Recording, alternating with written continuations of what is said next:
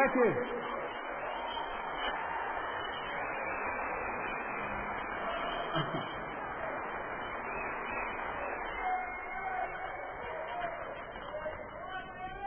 What comes to mind as I look out here is Devizes Town Hall, 1993. I arrived, put the chairs out. No bugger came and sat on them. Well, maybe 3 or 4. I then put all the chairs back and went home poorer than when I arrived. And at that time, not only was that happening, I couldn't go in a pub or down any street in Britain without being laughed at. I'd turn on the television and a comedian would say my name and to get a laugh. And now look at it. The point is, the power that these guys I'm going to talk about in detail today use to manipulate, control, and slaughter many of us, increasingly so, is only the power we give away every single day. When we take it back, game, set, and match, it's all over. And we're in a period now, clearly, when people are waking up and that power is being taken back. I say this, that at a point when this manipulation, this global version of Nazi Germany starts to more and more put its head above the parapet where we can see it, it seems to be at its increasingly most powerful. It is in its death throes. Because this is the period when people in this planet are going to take their power back from the few that have run it literally for thousands of years. Now this guy, George Orwell, wrote his book back in 1948 to 1949, 1984, the book. In a time of universal deceit, he said, telling the truth is a revolutionary act. We are in a time of monumental deceit. At a time when, did you hear Prescott? For people in America seeing this on video, Prescott, the Deputy Prime Minister, when he was trying to get Labour MPs not to go against Blair Boy this week over these weapons of mass destruction, he said, Tony doesn't lie. Tony only freaking lies. That's all he does.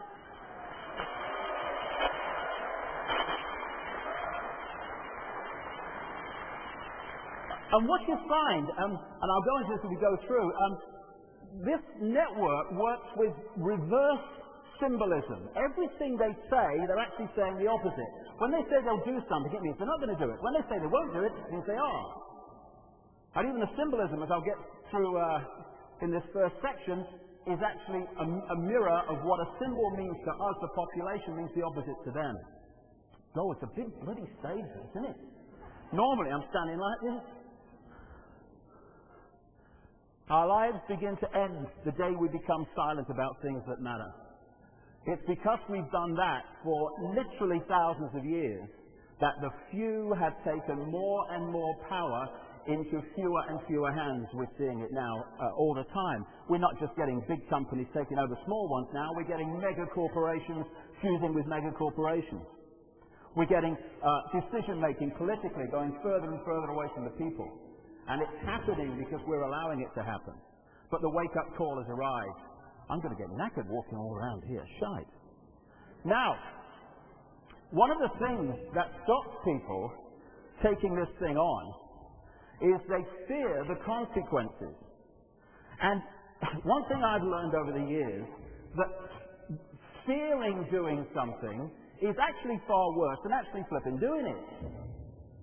And it's like, oh no, they're still up there and they're powerful, I can't talk out about them, I'm going to keep their head down, keep my mouth shut, whoa.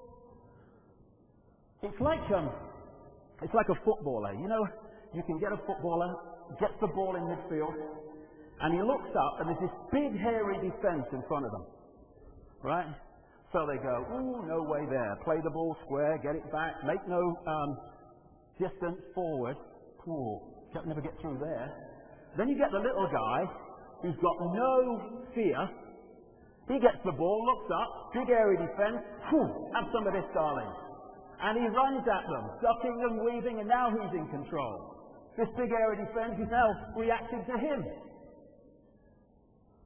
It's thinking about the power that is in this structure I'm talking about. That's the thing that stops most people speaking out and doing something about it. I'll give you an example. This is a Freemasonic kind of holy grail place in Boston, Massachusetts. It was one of the really early places where Freemasonry started after the movement of European peoples to the Americas. It's got about 5 stories and what have you. And what you'd think is, we'll never get in there. Well, we went in and went to the guy on the desk and asked if we could have a tour, right? And he said, we don't do tours. So he said, but if you want to talk to someone, go and see someone in the office. And he told us where to go. And we walked down towards this office. And this place is like the Mary Celeste. There's nobody in it. So we kept walking. And we had a camera, fortunately.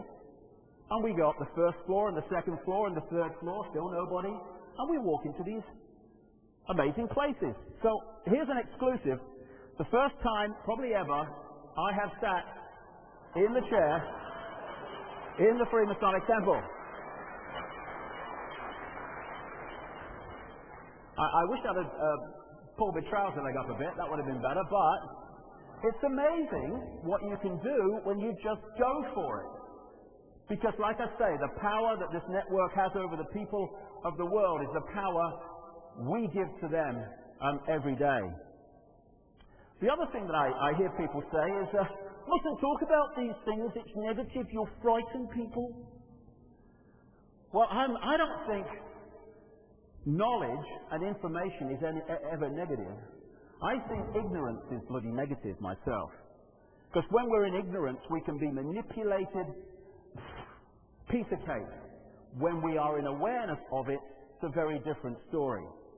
So, all I'm doing today is putting out information that I've gathered over the last 13 years of traveling around the world, talking to untold numbers of people in more than 40 countries, to find out what's happening behind the movie screen we're told on the news is happening every day. And what you find is that, like I said earlier, this whole edifice of power, once it's exposed, is a house of cards, which is why it is so desperate to keep information about its existence from the people it is manipulating.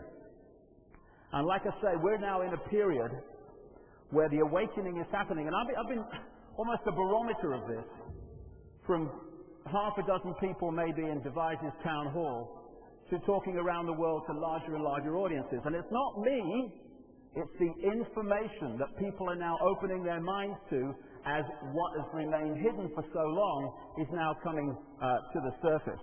And the other thing I would say is, it's only information. I was talking to someone yesterday on the radio, and he didn't seem to be able to get it around in his head that it is possible to put out information without